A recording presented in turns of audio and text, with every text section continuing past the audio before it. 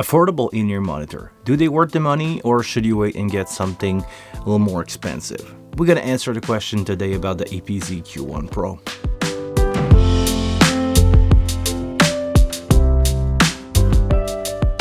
Hi everybody, my name is Guillaume. I'm a live sound engineer.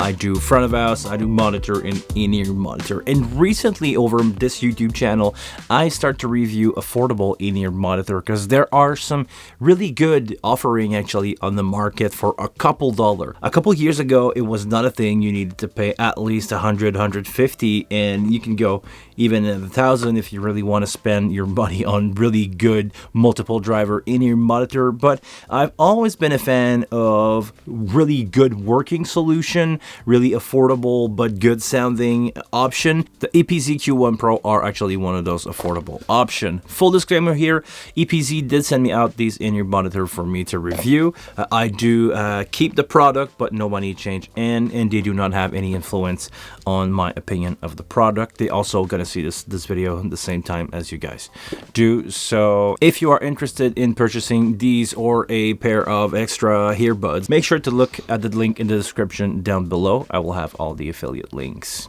right there. Now let's take a look at what you get. The black box is made out of paper with blue writing on it. So by the way, EPZ, if you want to make that easier for me to show on camera, you should definitely take a look at having a brighter color on the package. I appreciate the effort of EPZ to use paper as much as they could, but they also used foam to protect the in-ears themselves, so this could be probably made out of paper too.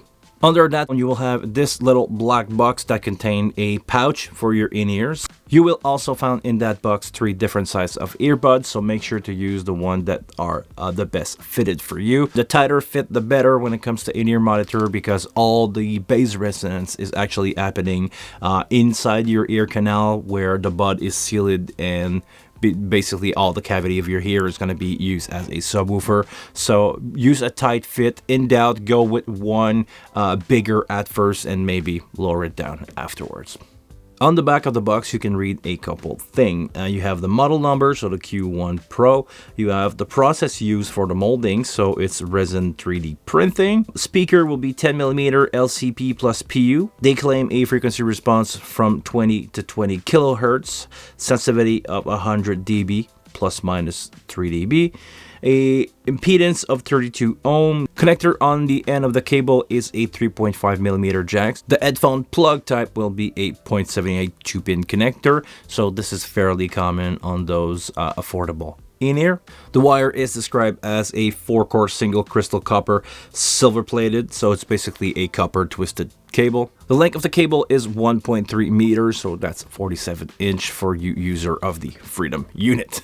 On the back of the box, we'll also find a graph. It's the same graph that is available in the booklet, and they have a scale of dB SPL versus frequency. They claim to have a little low-end boost and little brighter boost around the 2 to 4K area. And after doing a listening test, I can tell you that this graph is pretty much accurate. Before the listening test, I measured 100 dB SPL with my studio monitor in my room, put the in-ear on about the same level, and the EQ curve that I was hearing from those earphones was really similar to the one that we have on the graph. I do not take this graph for granted. We will do a measurement ourselves. Seriously, this is close from the truth, or from my ear, as much as you would get from a different earbud to earbud, because they do not all sound exactly the same. Even if they are the same process, usually they will be really close, but not all the same. For this test, I'm going to use my Odeon ID44. This is what I'm going to use as a headphone amp and as a recording preamp for the MM1 Bayer dynamic microphone. To generate the pink noise and the measurement EQ, I'm going to use Logic, and I'm going to use a matching EQ versus the original pink noise. This particular pair has been left on 24-hour with a pink noise, so it will give you an idea of how they would sound, or how they would change maybe after a week or 2 weeks of use, if there is such thing as burn-in on earbuds. Some people claim that there is a difference after, you know, the brand new out of the box and maybe a couple hours of use. So 24-hour of pink noise is definitely in the use realm. So we'll see what's going on with that. Let's take a look at those EQ curve.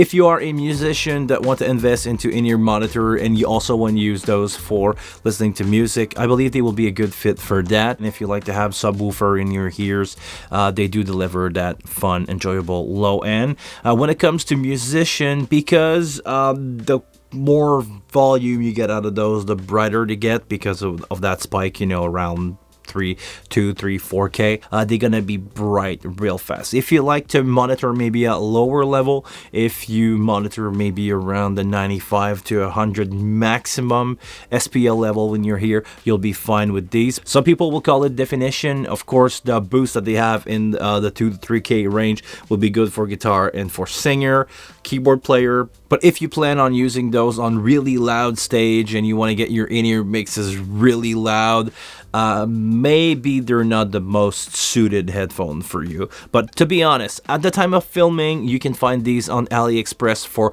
$26 US. I don't think you can go wrong at that price. So to answer the question, do the EPZ Q1 Pro actually worth it? I would say yes. I don't think you can go wrong with buying a pair of these. They will get the job done. They seem to isolate really well. They fit well in my ear. The cable is like looking good quality. Be aware that if you are a fashion person, eventually with sweat this cable will turn to green, with copper turning with acid of your body and sweat, it will turn into green. But the cable seems seriously one of the best in the affordable range that I've ever seen. That tip here is really good. If you guys want to see more in-ear monitor review, please subscribe to the channel and make sure to leave a comment down below. I will use these comments, grab them together, send them into an email, screenshot them to other in-ear companies so they can send me goods for me to review for you. Until the next one, I want you guys to please take care of yourself, and I see you all later.